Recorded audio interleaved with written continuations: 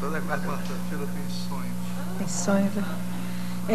Primeiro, bom dia, né, a todos, ao reitor que está aqui presente, ao senhor Marco Antônio, diretor administrativo, ao senhor Antônio, chefe de gabinete, Raul, Guilherme, Jorge Gaúcho, enfim, a todos presentes, senhor presidente, deputado Marcelo Freixo, deputado Paulo Ramos.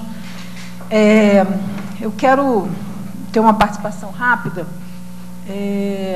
Eu fui acionada, né, na verdade, pelos representantes, pelo Guilherme, pelo Raul, pelo Jorge, enfim, que acionaram, na verdade, a casa, né? Estiveram em vários gabinetes de vários parlamentares e fui acionada junto com esses a tentar, de alguma forma, contribuir com as ações que vinham sendo desenvolvidas aqui e contribuir também com os parlamentares que já estavam, de alguma forma, tentando ajudar nesse processo, trabalhando, né, mais notadamente o Marcelo, o Conte, que era o antigo presidente da comissão, que eu acho que, independente da ausência, todos nós temos um consenso, né, enfim, de todo o esforço que ele sempre feito no sentido de tocar as demandas que eram trazidas, ou foi citada aqui, inclusive no início, aqui para alguns de vocês também, a postura que o André, né, independente de ser do governo, desse nosso ente, mas o André, que nesse processo da comissão aqui, substituindo o Conte, também vem procurando, né, construir espaços para que as demandas possam ser colocadas. O Paulo, que não dispensa, né, Paulo Ramos dispensa a apresentação.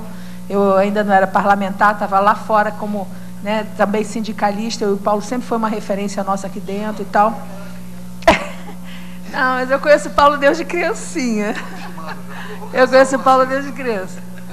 Eu era estudante como ele ali, já conhecia o Paulo na luta lá na Constituinte. Então, na verdade, assim, um esforço de me somar a esses parlamentares que já estão tendo iniciativas aqui dentro da casa para tentar contribuir com o que está colocado.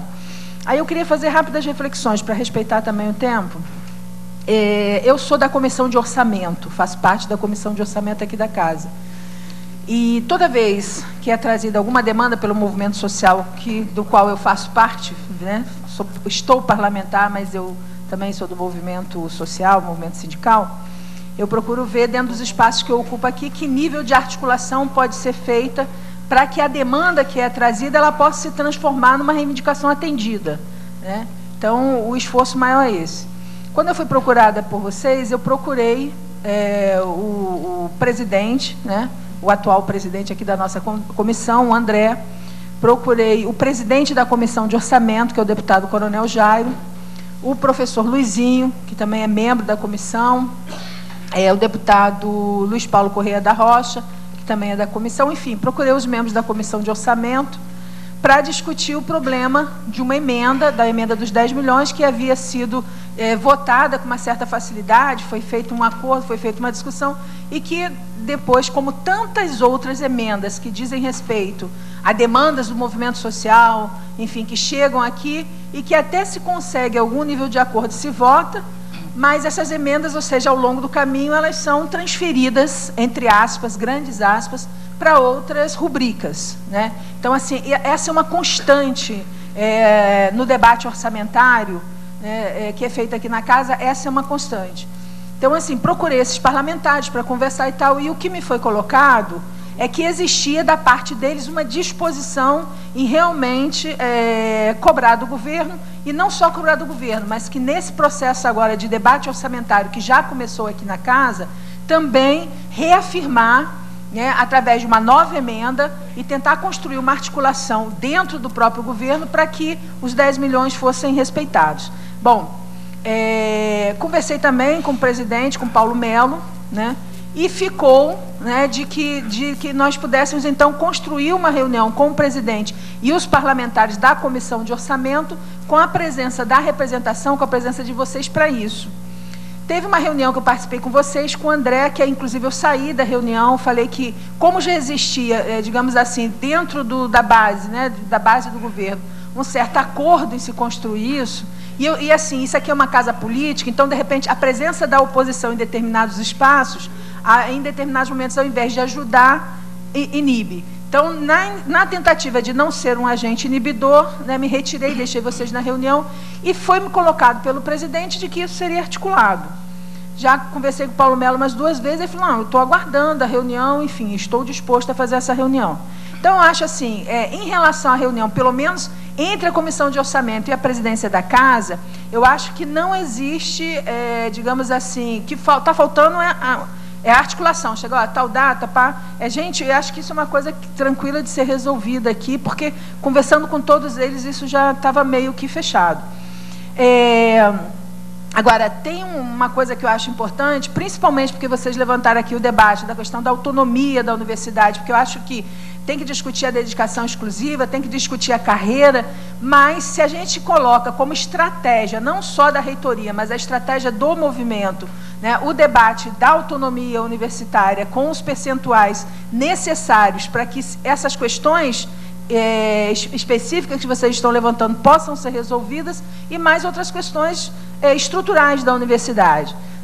Então, assim, essa questão, eu imagino, da autonomia universitária, ela deveria ser levada de forma muito séria no debate de orçamento, que é um debate que está aberto aqui na Casa, ele está iniciado. E aí tem um problema que eu acho que o movimento social, muitas vezes, trabalha, e é uma crítica a nós, né? O movimento social, muitas vezes, trabalha em cima de pontos, né, de forma pontual, em cima de demandas conjunturais, que vão aparecendo na nossa vida funcional, enfim, nos problemas que estão colocados, né, dentro das estruturas. E não tem um trabalho mais estratégico sobre os espaços, e aí eu vou falar do Legislativo, que poderiam ter uma interferência maior. Por exemplo, o debate de orçamento aqui na Casa, ele é feito de uma maneira completamente que alija, né, o povo lá fora do debate de orçamento. Aqui, por exemplo, a gente recebe a proposta orçamentária do governo, tá? Isso vai para a Comissão de Orçamento, a Comissão de Orçamento faz uma audiência pública, onde ela chama o governo e os parlamentares, num único dia, numa reunião que dura entre 1 hora e 1h30, depois dessa reunião, onde o governo vem, passa uma transparência, onde ano a ano ele repete a mesma transparência, ele muda um ou outro detalhe, mas é a mesma transparência, a mesma argumentação política. O governo fala 1 hora para os parlamentares, pedem depois para sair, né, quem não é da comissão, e a comissão vota muitas vezes, sem nenhum debate, com o movimento social, com ninguém lá fora, a comissão vota um orçamento que vai para o plenário da Casa e é votado por parlamentares que às vezes nem leram essa proposta, nem ao menos. E mesmo que os parlamentares quisessem ler, eles não poderiam, porque geralmente chega aqui na sua caixa de e-mail a proposta, as emendas do presidente da comissão, a proposta de orçamento chega numa sexta-feira à noite na caixa de e-mail, onde o parlamentar só pode abrir o e-mail institucional na Casa, então ele chega aqui geralmente segunda-feira, são poucos os parlamentares que vêm, e ele chega na terça-feira para olhar, sei lá, 33 mil emendas, e na terça de manhã para votar a partir de 4h30 da tarde. Então, tem um problema de metodologia na construção do orçamento do Estado que o movimento social não se mete. O movimento social vem aqui reclamar que o parlamento não fez tal, mas existem espaços que deveriam ser ocupados, né? Aí, as entidades têm que exigir na comissão de orçamento que haja audiências públicas onde vocês possam discutir sobre a perspectiva da universidade o orçamento do Estado. Os profissionais de saúde têm que vir exigir audiências públicas na comissão de orçamento para que eles possam debater, né, sob o ponto de vista da saúde pública, as suas prioridades no orçamento, e assim todos os outros setores. Então, assim, como membro da comissão, eu dei entrada, fiz um pedido na comissão para que nós pudéssemos mudar a metodologia de debate do orçamento na Casa para incluir nesse debate a sociedade civil, os movimentos sociais, enfim, que não estão contemplados.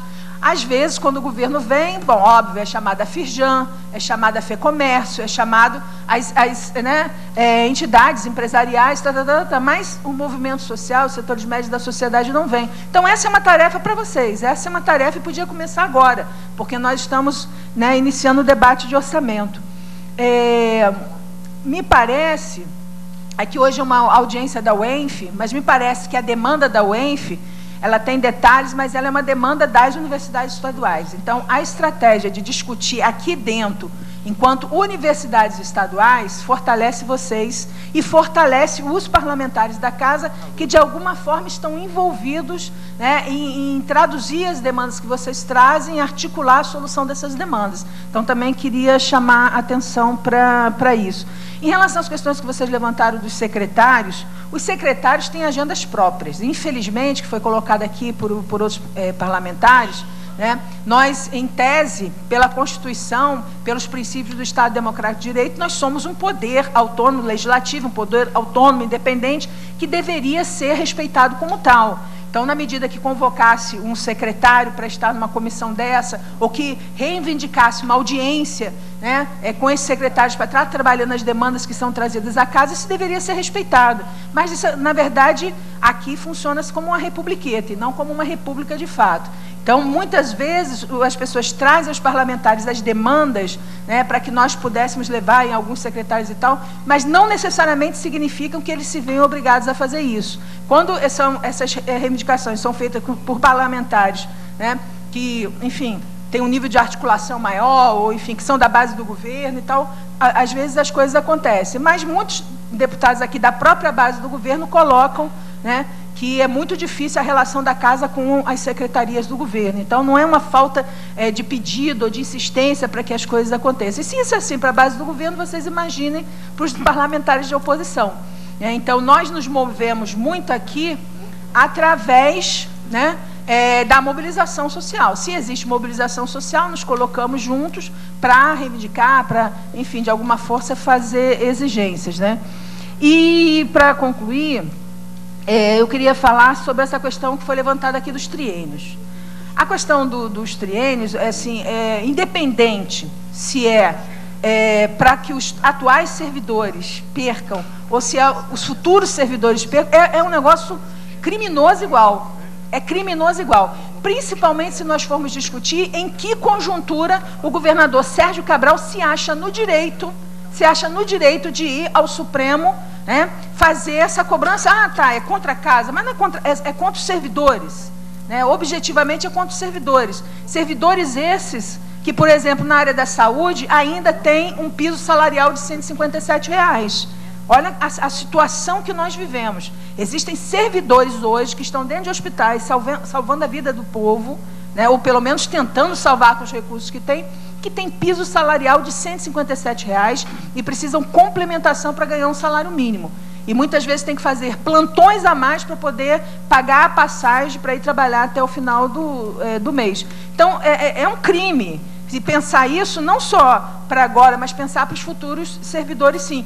E é necessário que os parlamentares aqui da Casa, que são comprometidos com o povo, com o movimento social, e que o movimento social construamos uma ação política que diga a um governador que, nesse momento, passa por um processo de descrédito político geral, né? Não existem grandes mobilizações nas ruas, mas todas as pesquisas hoje que são feitas, né, em cima dos últimos episódios que envolveram o governador Sérgio Cabral e muitos desses secretários que nos recusam audiências, são categóricos em dizer que esse governador não tem mais autoridade política e moral para tomar determinadas atitudes com que ele vem tomando, e essa do triênio está dentro dessas demandas que ele não deveria ter condição de estar fazendo.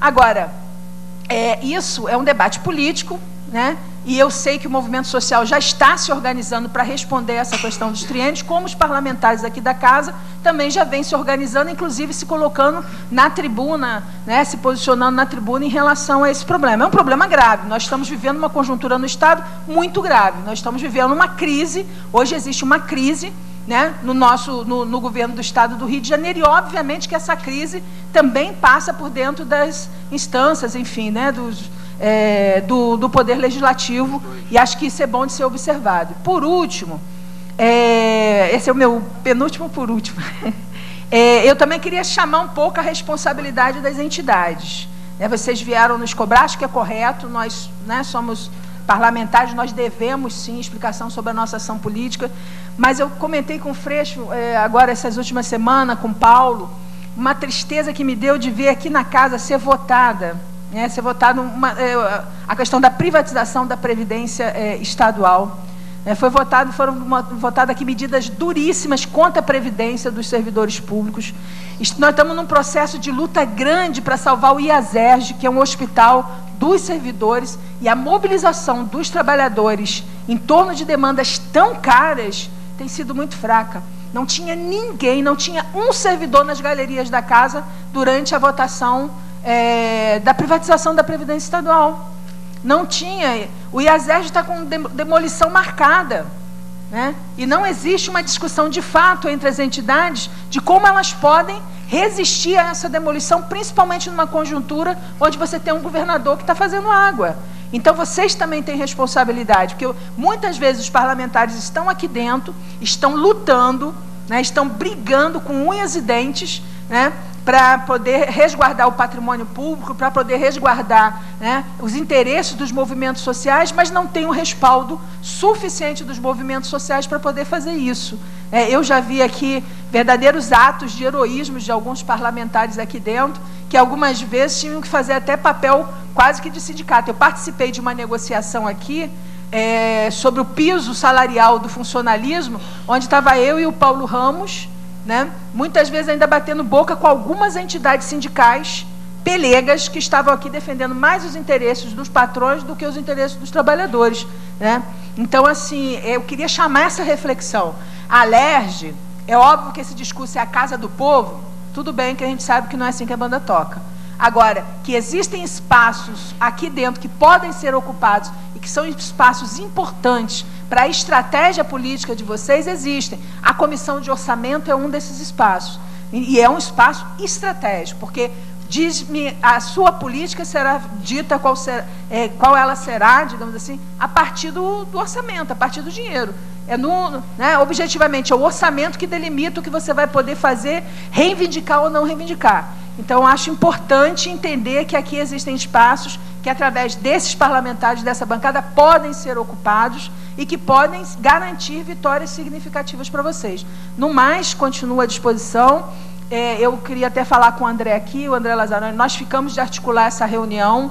Já falamos com o Paulo, já falamos com toda a comissão de orçamento. Eu acho, André, que a gente garantir marcar a data, é possível marcar a data. Nessa semana o Paulo está viajando, na próxima ele vai estar aí. É pegar ele e marcar essa data, né? E, enfim, tocar aquilo que vocês nos pediram e aquilo que vocês propuseram.